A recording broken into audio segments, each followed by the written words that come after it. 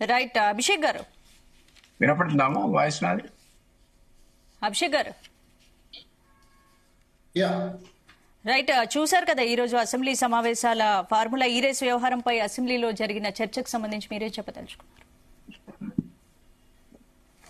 అసెంబ్లీలో చర్చ కన్నా కూడా ఇప్పుడు మీడియా చర్చను స్వాగతించాలి. ఎందుకంటే అసెంబ్లీలో దిలీప్ గారు చెప్పినట్టుగా అక్కడ చాలా అమూల్యమైన సమయము, ప్రజా సమస్యల మీద ప్రభుత్వం జవాబు ఇవ్వాల్సిన ఎన్నో అంశాలు ఉన్నాయి. కేవలము వారు చేసిన తప్పిదాలను కప్పిపుచ్చుకోవడానికి అదేదో ఒక నైతిక హక్కుతో మేము వాదిస్తున్నాము అంటే ఒక మారల్ హై స్టాండ్ తీసుకొని అక్కడ మేము ఏదో వాదించి ప్రభుత్వాన్ని ఏదో ఎండగట్టాలనుకుంటున్నాము అని వాళ్ళ అంటే లేని ఒక ఔన్నత్యాన్ని ప్రదర్శించుకోవడానికి వారు అత్యుత్సాహం ప్రదర్శిస్తున్నారు తప్పిస్తే నిజంగా వారికి చట్ట వ్యవస్థపై గనక చట్టంపై కోర్టులపై నమ్మకం ఉంటే ఖచ్చితంగా కూడా అక్కడ నోటీస్ వచ్చిన దానికి అక్కడే బదులు చెప్పాలి. కోర్టుకు వెళ్ళారు, కోర్టులో తేల్చుకోవాలి. కోర్టులో ఆల్రెడీ తేల్చుకుంటున్నారు కదా, వెళ్ళారు కదా, లంచ్ మోషన్ మూవ్ చేశారు కదా, మరి ఓపిక పట్టాలి. మళ్ళీ దానిపై చర్చ ఎందుకు? ఏం కొంపలు మునిగిపోయాయి అని, ఏమైనా విపత్తు జరిగిందా, ఏదైనా ఎమర్జెన్సీ వచ్చిందా, లేదా ఏదైనా తీవ్రమైన ప్రజా నష్టము కలిగించే ఏదైనా అంశమా? ఆయన టీఆర్ఎస్ పార్టీ బీఆర్ఎస్ పార్టీకి యువరాజు కావచ్చు, కానీ 119 ఎమ్మెల్యేలో ఒక ఎమ్మెల్యే, ఒక మాజీ మంత్రి, అందులో తీవ్రమైన అభియోగం ఎదుర్కొంటున్న వ్యక్తి. ఆర్బీఐ క్లియరెన్స్ లేదు, ప్రొసీజర్ ఫాలో అవ్వలేదు. అతనికి అందులో ఏమన్నా ముట్టాయా లేదా అన్నది ఇన్వెస్టిగేషన్ తర్వాత తెలుస్తుంది. కానీ ఇక్కడ గ్రాస్ గా మనకు తెలిసేది ఏంటంటే కోడ్ ఆఫ్ కండక్ట్ అన్నది వయలేషన్ జరిగింది. కేబినెట్ ఆమోదం లేదు. కేబినెట్ సెక్రటరీ నుండి ప్రిన్సిపల్ సెక్రటరీకి లెటర్ వెళ్ళలేదు, ప్రిన్సిపల్ సెక్రటరీ నుండి ఫైనాన్స్ సెక్రటరీకి లెటర్ వెళ్ళలేదు. డిస్క్రిషనరీ పవర్స్ ద్వారా 55 కోట్ల రూపాయలు అంటే ఇవాళ మనం 1000 కోట్లు 100 కోట్లు లక్షల కోట్ల రూపాయల స్కాములు వినేసరికి 50 అంటే ఏదో చిల్లారో చిత్తకాను అనిపించే అవకాశం ఉంది. కానీ మనం చాలా తీవ్రంగా పరిగణించాల్సిన విషయం ఇది. ఎందుకంటే ప్రతి డిపార్ట్మెంట్ లో కూడా 100 కోట్లలో లేదా 10 కోట్లలో డిస్క్రిషనరీ ఫండ్స్ ఉంటాయి. ఇవాళ కేటీఆర్ చేశాడు కదా అని అదే పందాగా అందరూ చేస్తే గనక ఇది తీవ్రమైన పర్యవసానాలు ఉంటాయి. ప్రజాధనం అన్నది దుర్వినియోగం అవ్వడానికి చాలా అవకాశం ఉంటుంది. అందుకే ఇటువంటి అన్ని కూడా ఏదైతే కోడ్ ఆఫ్ కండక్ట్ ప్రొసీజర్స్ ఏవైతే ఉంటాయో, చట్టబద్ధంగా జరపవలసిన ప్రొసీజర్స్, గవర్నమెంట్ ప్రొసీజర్స్ ఏవైతే ఉంటాయో అవన్నీ కూడా ఫాలో అవ్వాలి. అండ్ ఇందులో మనం ముందుగా గుర్తించాలంటే ఏంటంటే ఎలక్షన్ల సమయంలో సెలబ్రిటీలతో ఇకలు పక్కపక్కలు చూపించుకొని తన ఇమేజ్ బూస్ట్ చేసుకోవడం చేసిన ఒక చీపు ప్రయత్నంగా మనం దీన్ని ఖచ్చితంగా కూడా అర్థం చేసుకోవాలి. ఇది ఒక పబ్లిసిటీ స్టంట్. సచిన్ టెండూల్కర్ కానివ్వండి, పెద్ద పెద్ద యాక్టర్లు, స్పోర్ట్స్ మెన్ అందరినీ పిలిచి ఆ సమయంలో అది చేయకూడదు. ఎలక్షన్ కోడ్ ఆఫ్ కండక్ట్ ఉన్నప్పుడు మరి బాధ్యతాయుతంగా ఉన్న కేటీఆర్, చదువుకున్న కేటీఆర్ ఏ విధంగా వ్యవహరించాలని తనకు తెలియాలి కదా. ప్రజాధనాన్ని తన రాజకీయ అవసరాల కోసం, ఒక పొలిటికల్ స్టంట్ కోసం వాడుకున్నాడు.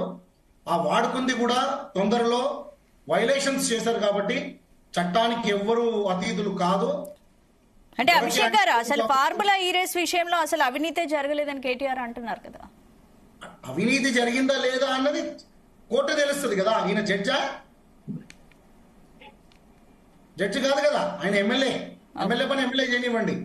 కానీ ఇప్పుడు చట్టంలో ఉన్న విధంగానే మీరు అమౌంట్ అనేది ట్రాన్స్ఫర్ చేశారా, ఆర్బీఐ క్లియరెన్స్ తీసుకున్నారా, ఫైనాన్స్ డిపార్ట్మెంట్ ద్వారా జరిగిందా, హెచ్ఎండిఏ డిస్క్రిషనరీ ఫండ్స్ దేనికి, పబ్లిక్ కి ఇన్ఫ్రాస్ట్రక్చర్ క్రియేట్ చేయడం కోసము మెట్రోపాలిటన్ ఏరియాలో ఏదన్నా క్రియేట్ చేయాలి.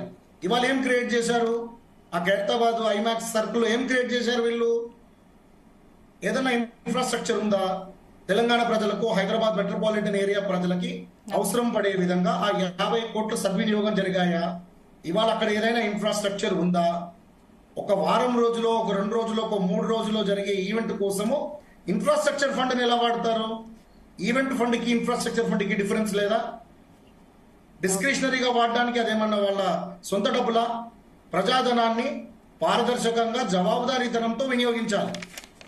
ఇందులో జవాబుదారీతనం అంటే ఏంది?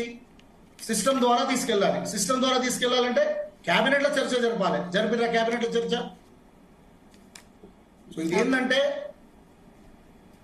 పూర్తి అధికారం వారి చేతిలో ఉన్నప్పుడు నేను చెప్పిందే నడుస్తుంది అన్న ఒక ఒంటెద్దు పోకడ, ఒక అహంకారంతో, ఏదైతే ఒక ఫ్యూడల్ మెంటాలిటీ అంటారో దాని ద్వారా జరిగింది ఇది. ఇది ప్రజాస్వామికంగా తీసుకున్న నిర్ణయం కాదు. సో దానికి తగిన పర్యవసానం అన్నది వాళ్ళు ఖచ్చితంగా చెల్లించుకోవాలి. అందులో అవినీతి జరిగిందా లేదా అన్నది దర్యాప్తు జరగనివ్వండి, కోర్టులు తెలుస్తాయి. రైట్. కానీ తప్పు మాత్రం జరిగింది. అవినీతి జరిగిందా, ఎంత జరిగింది, ఏంటి అన్నది ఇన్వెస్టిగేషన్ లో తెలుస్తుంది. కానీ ఇక్కడ gross violation of procedures, code of procedures అన్ని అని మాత్రము అది మాత్రం సుస్పష్టంగా ఉంది. Okay, right. సత్యవతి గారు, మీరు చెప్పండి. ఇప్పుడు ఈ రోజు అసెంబ్లీ సమావేశాల్లో బీఆర్ఎస్ సభ్యులు పోడియం చుట్టుముట్టడానికి ఎందుకు ప్రయత్నించారంటారు? సత్యవతి గారు మ్యామ్ చెప్పండి. ఈ రోజు అసెంబ్లీ సమావేశాల్లో బీఆర్ఎస్ సభ్యులు పోడియం చుట్టుముట్టడానికి ఎందుకు ప్రయత్నించారు? అలాగే మంత్రి పొంగులేటిపై కౌశిక్ రెడ్డి దాడి చేయడానికి ప్రయత్నించారని కూడా కాంగ్రెస్ ఆరోపిస్తోంది. మ్యామ్, ఈ కాంగ్రెస్ పార్టీ ప్రభుత్వాన్ని ఏర్పాటు చేసినప్పటి నుంచి ఈ రోజు వరకు కూడా కేటీఆర్ గారిని టార్గెట్ గా అనేక అంశాలని ఆరోపణ చేసింది. ఇవాళ కేవలం ఒక అంశం వచ్చింది కాబట్టి, కేటీఆర్ గారి మీద ఆరోపణ వచ్చింది కాబట్టి ఫార్ములా ఈ రేస్ కేసు విషయంలో పట్టుబట్టమని చెప్పేసి, అంటే చర్చించాలని చెప్పేసి అసెంబ్లీలో మాట్లాడలేదు. ప్రభుత్వం ఏర్పాటు కాగానే ఫస్ట్ బిల్ తీసుకొచ్చినటువంటి ఆరోపణ ఏంటి?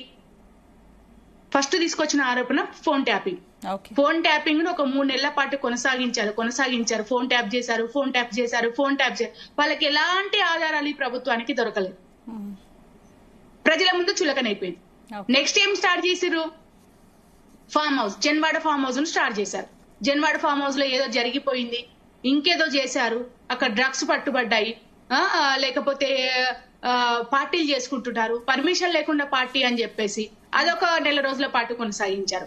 అక్కడ కూడా వాళ్ళు ఫెయిల్ అయిపోయారు. థర్డ్ ఏం చేశారు? ఇంకా వాళ్ళకి ఏం దోయక ఒక మంత్రి గారిని ఉసిగొల్పడం జరిగింది.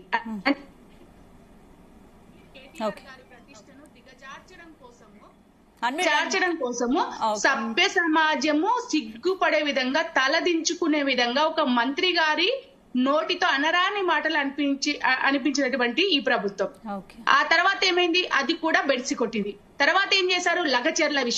లగచర్ల విషయంలో ఏదైనా దొరుకుద్దేమో కేటీఆర్ గారిని అక్కడైనా సరే ఖచ్చితంగా కార్నర్ చేయాలి అని చెప్పేసి భావించారు. అక్కడ కూడా ఫెయిల్ అయిపోయారు. వాళ్ళు తీసుకున్నటువంటి నిర్ణయం ఏదైతే ఉందో ప్రజల నుంచి విపరీతమైన వ్యతిరేకత వచ్చేసరికి మళ్ళీ వాళ్ళే వెనక్కి తీసుకోవాల్సిన పరిస్థితికి నెట్టబడ్డారు. ఇప్పుడు ఇది ముందు పెట్టుకున్నారు. అంటే ఒక మంత్రి స్థాయిలో ఉండి ఈ తెలంగాణ కోసము అహర్నిశలు కష్టపడి తెలంగాణ ఉద్యమంలో ముందు భాగా నుండి కొట్లాడి తెలంగాణను తెచ్చుకొని ఏర్పడ్డ తెలంగాణలో 10 సంవత్సరాల పాటు ఈ తెలంగాణ ప్రజలకు ఒక మంచి పరిపాలన అందించినటువంటి ఒక మంత్రి మీద ఎప్పటికప్పుడు విపరీతమైనటువంటి ఆరోపణలు చేస్తూ, చులకన చేస్తూ, వ్యక్తిగత జీవితాన్ని కూడా డిస్టర్బ్ చేసే వైపుగా ఆయన ఏమంటారు పరువు తీసే విధంగా ఇష్టం వచ్చినట్టు మాట్లాడుతూ ఉన్నప్పుడు ఖచ్చితంగా చర్చ పెట్టాల్సిందని చెప్పేసి మాట్లాడారు. ఒక రోజుకే మాట్లాడారు. సత్యవతి గారు తర్వాత ఇవాళ అసెంబ్లీలో చర్చ ఎందుకు చేయాలని చెప్పేసి, ఎస్ ప్రభుత్వం దగ్గర ఆధారాలు ఉంటే పెట్టండి, నేను అసెంబ్లీకి వస్తున్నా కదా, నేను క్లారిటీ ఇస్తా అని చెప్పేసి మాట్లాడాడు. ఎందుకు